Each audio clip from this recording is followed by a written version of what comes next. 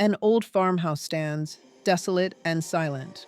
Its facade hides secrets whispered by the wind. Mara sought refuge, hoping for a fresh start. But some places hold history with a terrifying grip. In the dusty attic, she found a journal. Its pages promised answers, but delivered deeper questions. As night fell, the house came alive. A shadowy figure watched her bed, a menacing presence. Terrified, Mara fled into the woods. Among ancient trees, she met a strange, hooded man, his face hidden.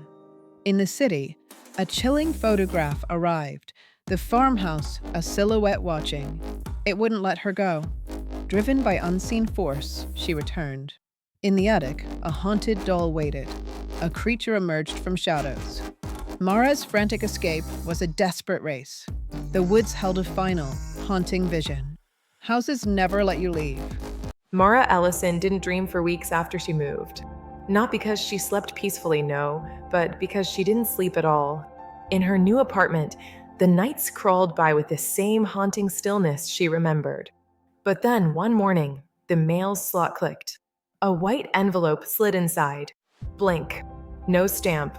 No address. Inside was a single Polaroid. It was her new apartment building, taken from the street. At night, one window glowing. Her window. And in the corner of the photo, barely visible, was a thin, shadowed figure with bead black eyes. Mara dropped it. She staggered back. Her body went cold, heart hammering like a trapped bird. They found her. On the third night, the phone rang. She didn't want to answer, but fear made her reach. Static. Then a voice. Childlike. Soft. "Can we come inside now?" Mara threw the phone across the room. Her scream lodged in her throat. Mara ran to the kitchen, grabbed her grandfather's journal. She flipped pages desperately, and then she saw it. A line she'd never noticed before. When they leave the house, they must bind to a living host. The apartment lights flickered. The temperature dropped. Her breath fogged in the air. A whisper behind her, "Found you." She spun. Nothing. Only darkness. She kept running. Down Main Street. Across a frozen parking lot. Toward the only place she could think of, a 24-hour diner lit in neon red. Inside sit couples eating late dinners, truckers drinking coffee. Mara collapsed into a booth. Her chest heaved. Her hands shook. Her phone buzzed. One new photo.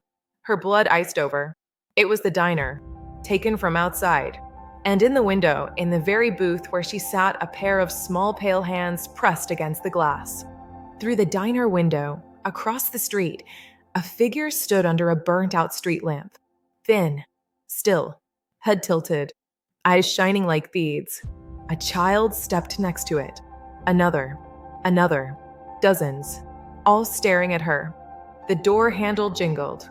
Once, twice, then turned slowly. The door pushed open. Wind rushed in. Snow swirled inside. Standing there was a child, but not quite child. Face pale, eyes black, smile wide. Behind him stood the rest. The headlights of a passing truck swept across the diner windows. And in that second of light, the child's shadow on the wall wasn't a child at all.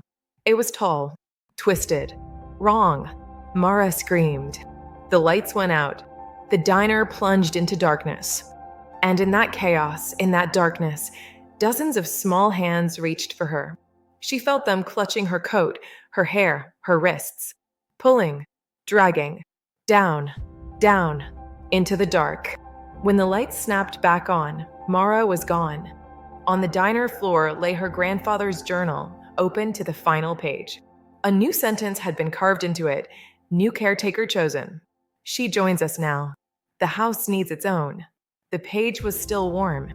And as the officers stepped outside, a thin figure stood under the street lamp, watching, silent, unmoving. It raised one hand, a slow wave, then vanished into the snow.